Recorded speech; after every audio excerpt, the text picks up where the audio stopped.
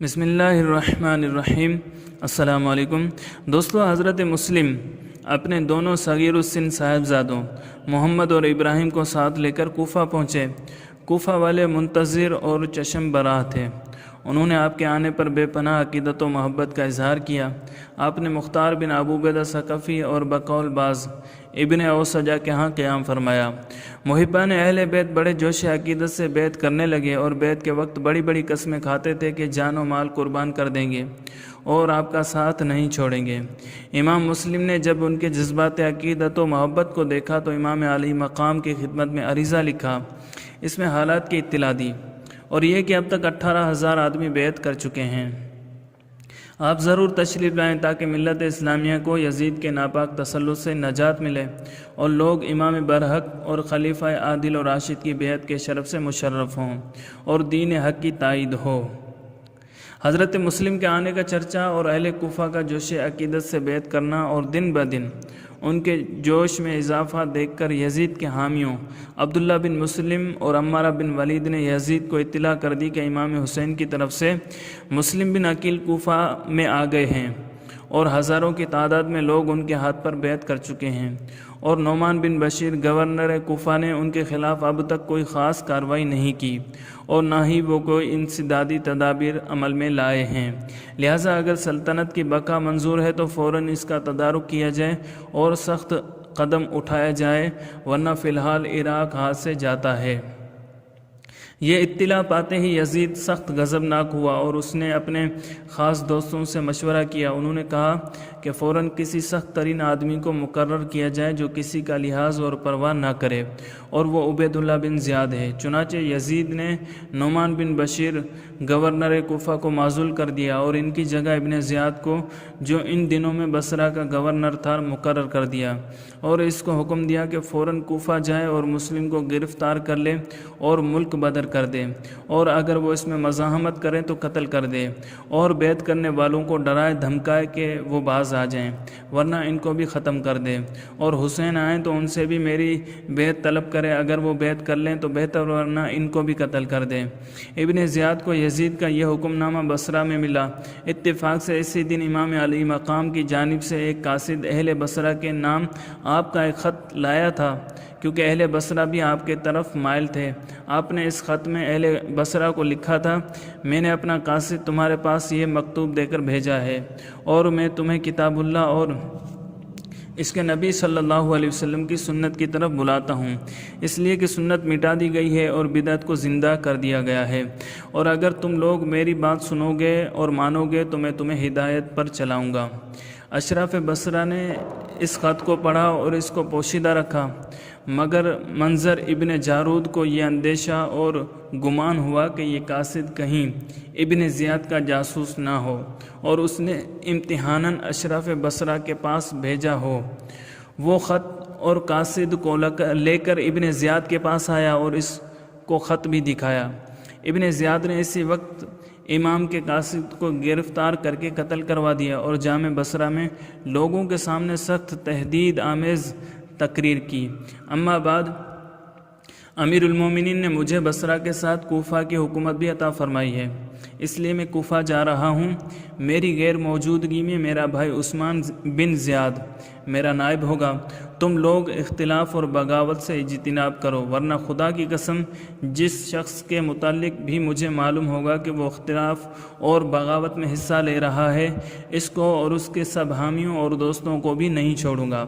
میں قریب کو بعید کے عوض پکڑوں گا اور سب کو موت کے گھاٹ اتار دوں گا، یہاں تک کہ تم سب لوگ راہ راست پر آ جاؤ اور مخالفت کا نام و نشان نہ رہے۔ یاد رکھو میں زیاد کا بیٹا ہوں اور ٹھیک ٹھیک اپنے باپ کے مشابہ ہوں۔ ابن زیاد نے اپنے گھر والوں کے علاوہ 500 آدمی اپنے ساتھ لیے اور بصرہ سے چلا۔ ان میں سے کچھ راستے ہی میں ٹھہر گئے، مگر اس نے ان کی کچھ پرواہ نہ کی اور برابر چلتا رہا۔ قادسیہ پہنچ کر اس نے اپنے سپاہیوں کو وہیں چھوڑا اور براہ فریب حجازی لباس پہنا، اونٹ پر سوار ہوا اور 20 آدمی اپنے ساتھ لے کر اس راستے سے جو حجاز سے کوفہ آتا تھا، مغرب و عشاء کے درمیان رات کی تاریکی میں کوفہ آیا۔ اس مکر و فریب سے اس کا مطلب یہ تھا کہ اس وقت کوفیوں میں بہت جوش ہے، یزید کے خلاف ایک لہر دوڑی ہوئی ہے، ایسے طور پر داخل ہونا چاہیے کہ لوگ نہ پہچانیں بلکہ یہ سمجھیں کہ امام حسین تشریف لے آئے اور وہ اس طرح امن و عافیت کے ساتھ کوفہ میں داخل ہو جائے۔ نیز لوگوں کے جذبات کا بھی پتہ چل جائے گا اور یہ بھی معلوم ہو جائے گا کہ زیادہ کون لوگ پیش ہیں۔ اہل کوفہ جو ہمہ تن چشم میں انتظار حضرت امام ابرار تھے، انہوں نے شب کی تاریکی میں حجازی لباس اور حجازی راہ سے آتے دیکھ کر دھوکہ کھایا، سمجھے کہ حضرت امام تشریف لے آئے، نعرہ مسرت بلند کیے اور مراسم عقیدت و سلام بجا لائے اور مرحباً بک یا ابن رسول اللہ اور قدمت خیر مقدم کہتے ہوئے اس کے آگے پیچھے چلے۔ شور سن کر اور لوگ بھی گھروں سے باہر آ گئے اور ایک اچھے خاصے جلوس کی شکل بن گئی۔ ابن زیاد بدنہاد دل میں جلتا اور کڑتا ہوا چپ چاپ چلتا رہا۔ اس نے اچھی طرح سمجھ لیا کہ یہ لوگ امام کے بے چینی اور شدت سے منتظر ہیں اور ان کے دل کس قدر ان کی طرف مائل ہیں۔ جب وہ دارالعمارت گورنر ہاؤس کے قریب پہنچا تو حضرت نعمان بن بشیر نے شور و غل سن کر اور کثرت ہجوم دیکھ کر سمجھ لیا کہ امام تشریف لے آئے۔ انہوں نے دروازہ بند کر لیا اور چھت پر چڑھ کر پکارے کہ اے ابن رسول اللہ، آپ یہاں سے چلے جائیں، خدا کی قسم میں اپنی امانت آپ کے حوالے نہیں کروں گا اور نہ میں آپ سے لڑوں گا۔ یہ سن کر ابن زیاد قریب ہوا اور کہا، ارے دروازہ کھول، تیرا بھلا نہ ہو۔ اس کے پیچھے ایک آدمی کھڑا تھا، اس نے اس کے آواز سے اس کو پہچان لیا اور پیچھے ہٹ کر لوگوں سے کہا، خدا کی قسم یہ تو ابن مرجانہ ہے۔ نعمان نے دروازہ کھول دیا۔ ابن زیاد نے قصر عمارت میں داخل ہو کر دروازہ بند کر لیا اور لوگ بڑے افسوس اور مایوسی کے ساتھ منتشر ہو گئے۔ رات گزار کر صبح ابن زیاد نے لوگوں کو جمع کیا اور ان کے سامنے تقریر کی، امیر المومنین یزید نے مجھے کوفہ کا گورنر مقرر کیا ہے اور مجھے حکم دیا ہے کہ میں مظلوم کے ساتھ انصاف کروں اور مطیع و فرما بردار کے ساتھ احسان کروں اور نافرمانوں کے ساتھ سختی کروں۔ میں اس حکم کی سختی سے پابندی کروں گا۔ جو شخص مطیع و فرما بردار ہے اس کے ساتھ شفقت سے پیش آؤں گا اور جو شخص نافرمان ہے اس کے لیے میرا چابک اور میری تلوار ہے۔ تمہیں چاہیے تم اپنی خیر مناؤ اور اپنے اوپر رحم کرو۔ اس تقریر کے بعد اس نے مشاہیر کوفہ کو گرفتار کیا اور ان سب سے کہا کہ تحریری ضمانت دو کہ تم اور تمہارے قبیلے کے لوگ کسی مخالف کو اپنے ہاں پناہ نہیں دیں گے اور نہ کسی قسم کی مخالفانہ سرگرمی میں حصہ نہیں لیں گے، اور اگر کسی نے کسی مخالف کو پناہ دے رکھی ہے تو وہ اس کو پیش کرے گا۔ جو لکھ کر دے گا اور اس پر پابندی کرے گا وہ بری ہو جائے گا، اور جو ایسا نہیں کرے گا اس کا مال و جان دونوں ہم پر حلال ہوں گے۔ ہم اس کو قتل کر کے اسی کے دروازے پر لٹکا دیں گے اور اس کے تمام متعلقین کو بھی نہیں چھوڑیں گے۔ ابن زیاد کے آنے اور ڈرانے دھمکانے سے اہل کوفہ گھبرا گئے اور خوف زدہ ہو گئے اور ان کے خیالات میں تبدیلی آنے لگی۔ حالات کے پیش نظر حضرت مسلم نے مختار بن ابو عبیدہ کے ہاں رہنا مناسب نہ سمجھا اور رات کے وقت وہاں سے نکل کر اکابر کوفہ میں سے ایک محب اہل بیت ہانی بن عروہ مزاحجی کے ہاں آئے۔ ہانی کو آپ کا آنا سخت ناگوار ہوا، کہنے لگا، اگر آپ یہاں نہ آتے تو اچھا تھا۔ آپ نے فرمایا، میں خاندان رسالت کا ایک غریب الوطن مسافر ہوں، مجھے پناہ دو۔ ہانی نے کہا، اگر آپ میرے مکان میں داخل نہ ہو گئے ہوتے تو میں یہی کہتا کہ آپ چلے جائیں، لیکن اب یہ میری غیرت کے خلاف ہے کہ آپ کو گھر سے نکال دوں۔ ہانی نے مکان کے زنانہ حصے کے ایک محفوظ کمرے میں آپ کو چھپا دیا۔ شریک بن عاور سلمی جو محبان اہل بیت میں سے ایک بڑا محب تھا اور روسائے بصرہ میں سے ایک رئیس اور معزز شخص تھا اور ابن زیاد کے ساتھ بصرہ سے کوفہ آیا تھا، وہ بھی ہانی بن عروہ کا مہمان تھا۔ ابن زیاد اور دیگر عمراء کے نزدیک وہ بڑا مکرم تھا، وہ بیمار ہو گیا۔ ابن زیاد نے اس کو پیغام بھیجا کہ میں شام کو تمہاری عیادت کو آؤں گا۔ شریک نے حضرت مسلم سے کہا، اگر میں آپ کو ابن زیاد کے قتل کا موقع فراہم کر دوں تو آپ اسے قتل کر دیں گے؟ آپ نے فرمایا، ہاں۔ شریک نے کہا، وہ مردود آج شام کو میری عیادت کے لیے آ رہا ہے، آپ تلوار ہاتھ میں لے کر چھپ کر بیٹھ جائیں اور جب میں کہوں مجھے پانی پلا دو تو آپ ایک دم سے اس پر وار کر کے اس کو قتل کر دیں، پھر بڑی آسانی کے ساتھ دارالعمارت اور کوفہ پر قبضہ ہو جائے گا، اور اگر میرا مرض اچھا ہو گیا تو بصرہ جا کر آپ کے لیے وہاں کا سب انتظام میں کر لوں گا۔ شام کو ابن زیاد خاص محافظ کے ساتھ ہانی کے گھر آیا اور شریک کے بستر کے پاس بیٹھ کر مزاج پرسی کرنے لگا۔ اس کا محافظ بھی اس کے پاس کھڑا تھا۔ شریک نے بلند آواز سے کہا، مجھے پانی پلاؤ، پانی پلاؤ۔ تیسری مرتبہ کہا، افسوس تم پر، تم لوگ مجھے پانی سے پرہیز کراتے ہو، پانی پلا دو، خواہ اس میں میری جان چلی جائے۔ حضرت مسلم نہ نکلے تو شریک کو افسوس ہوا کہ کیسا زری موقع کھو رہے ہیں، تو وہ یہ شعر پڑھنے لگے، سلمیٰ کو سلام کرنے میں تمہیں اب کیا انتظار ہے، مجھے پلا دو، خواہ اس میں میری جان بھی چلی جائے۔ محافظ تاڑ گیا اور اس نے ابن زیاد کو آنکھ سے اشارتاً چلنے کو کہا۔ ابن زیاد اٹھ کھڑا ہوا۔ شریک نے کہا، اے امیر، میں تمہیں وصیت کرنا چاہتا ہوں۔ ابن زیاد نے کہا، میں پھر آؤں گا۔ محافظ اسے دھکیلتا ہوا باہر لے گیا اور کہا، خدا کی قسم تمہارے قتل کی سازش تھی۔ ابن زیاد نے کہا، یہ کیسے ہو سکتا ہے؟ میں تو شریک کی خاطر و عزت کرتا ہوں، اور پھر یہ ہانی بن عروہ کا مکان ہے اور اس پر میرے باپ کے احسانات ہیں۔ محافظ نے کہا، جو میں کہتا ہوں وہ بالکل درست ہے، آپ کو معلوم ہو جائے گا۔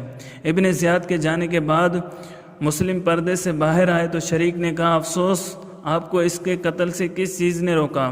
فرمایا، دو باتوں نے۔ ایک تو میرے میزبان ہانی کو یہ پسند نہیں تھا کہ اس کے گھر میں ابن زیاد کا قتل ہو۔ دوسرا، حضور صلی اللہ علیہ وسلم کے فرمان نے کہ کسی کو دغا سے قتل کرنا مومن کی شان نہیں۔ اللہ ان پاک لوگوں کے عدل و انصاف اور پابندی شریعت و سنت کو دیکھیے کہ ایسے بدترین دشمن کے ساتھ خلاف سنت سلوک کرنا مناسب نہیں سمجھتے، ورنہ ایک سخت ترین دشمن کو ختم کرنے کا یہ بہترین موقع تھا۔ اور بعض روایتوں میں یہ بھی آیا کہ آپ نے فرمایا، میں نے سنا کہ اے مسلم، نہ نکل یہاں تک کہ کاتب تقدیر کا لکھا ہوا اپنی مدت کو پہنچ جائے۔ 3 دن کے بعد شریک نے وفات پائی اور ابن زیاد نے نماز جنازہ پڑھائی۔ بعد میں جب اس کو معلوم ہوا کہ شریک نے مسلم کو اس کے قتل کے لیے کہا تھا تو اس نے کہا، خدا کی قسم میں کسی عراقی کی نماز جنازہ نہیں پڑھوں گا، اور واللہ اگر میرے باپ زیاد کی قبر وہاں نہ ہوتی تو میں ضرور شریک کی قبر کھدوا ڈالتا۔ حضرت مسلم ہانی کے گھر میں چھپے ہوئے تھے اور معتقدین وہاں بھی خفیہ طور پر ملاقات کے لیے آتے جاتے تھے اور بیعت کا سلسلہ جاری تھا۔ بعض روایت میں آتا ہے کہ 40,000 افراد نے بیعت کر لی تھی۔ ادھر ابن زیاد برابر اس تجسس میں تھا کہ پتہ چلے کس نے ان کو پناہ دے رکھی ہے، اور ہانی پر اس کو شک و شبہ نہیں تھا۔ آخر اس نے اپنے غلام موکل کو اس کام پر مامور کیا اور اس کو 3,000 درہم دے کر سراغ لگانے کے طریقے سمجھا دیے۔ اس قسم کے راز معلوم کرنے کے لیے بہترین مقامات مسجدیں ہوتی ہیں، کیونکہ مسجدوں میں ہر قسم کے لوگ آتے ہیں۔ چنانچہ وہ غلام بھی سیدھا جامع مسجد میں پہنچا اور بیٹھا رہا۔ اس نے دیکھا کہ ایک صاحب مسلسل نماز پڑھ رہے ہیں۔ یہ مسلم بن اوسجہ اسدی تھے۔ جب آپ نماز سے فارغ ہوئے تو وہ غلام آپ کے پاس گیا اور کہنے لگا، میں ایک شامی غلام ہوں اور محب اہل بیت ہوں، میرے پاس یہ 3,000 درہم ہیں۔ میں نے سنا ہے کہ خاندان رسالت کے ایک صاحب یہاں آئے ہوئے ہیں اور لوگوں سے فرزند رسول سیدنا امام حسین کی بیعت لیتے ہیں۔ میں ان کی خدمت میں یہ بطور نذرانہ عقیدت پیش کرنا چاہتا ہوں تاکہ وہ اس کو کسی کار خیر میں صرف کریں، اور مجھے معلوم نہیں کہ وہ حضرت کہاں ٹھہرے ہوئے ہیں۔ مسلم بن اوسجہ نے کہا، مسجد میں اور لوگ بھی تھے، تم نے ان سے کیوں نہیں کہا؟ مجھ سے کیوں کہہ رہے ہو؟ اس نے کہا، آپ کے چہرے پر خیر و برکت کے آثار یہ بتا رہے ہیں کہ آپ یقیناً ان کے دوستوں میں سے ہیں، اس لیے میں نے آپ سے پوچھا ہے۔ خدا را آپ مجھے اس سعادت سے محروم نہ کریں اور ان کا پتہ ضرور بتائیں۔ غرض مسلم بن اوسجہ پر اس کی پرفریب گفتگو اثر کر گئی اور انہوں نے یقین کر لیا کہ یہ واقعی اہل بیت کا محب و معتقد ہے۔ دوسرے دن وہ اس کو حضرت مسلم کے پاس لے گئے اور اس کی عقیدت مندی کی خود توثیق بھی کر دی۔ اس نے 3,000 درہم پہ نظر پیش کر کے بیعت کے بعد وہ بڑی عقیدت سے روزانہ آپ کی خدمت میں صبح سب سے پہلے آتا اور رات کو سب سے بعد میں جاتا، اور جو کچھ دیکھتا سنتا اس کی پوری رپورٹ ابن زیاد تک پہنچا دیتا۔ آپ نے وہ 3000 درہم ابو ثمامہ ساعدی کو دیے کہ ان سے ہتھیار خریدو۔ دوستو اگر آپ کو ہماری یہ ویڈیو پسند آئی ہے تو لائک کیجئے، کمنٹ کیجئے، اپنے دوستوں کے ساتھ شیئر کیجئے، اور آپ نے ابھی تک ہمارے چینل کو سبسکرائب نہیں کیا تو چینل کو سبسکرائب کر لیجئے تاکہ ہماری ہر آنے والی نئی ویڈیو آپ تک بآسانی پہنچ سکے۔